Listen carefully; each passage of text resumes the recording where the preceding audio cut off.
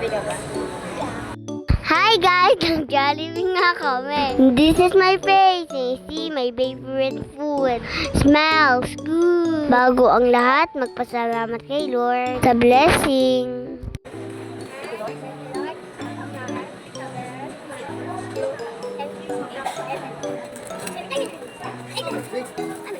Naalala ko yung kwento sa akin ng mami ko. Sila daw ay nag-work sa fast food habang nag-aaral.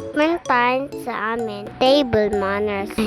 Kahit saan kami kumain, nililipit namin ang pagkainan. Sa ganong paraan, napapawi ang pagod ng mga crew. Saludo po kami sa inyo. Tandaan, hindi masamang tumulong sa maliit na paraan. Yun lang po. Thank you for watching.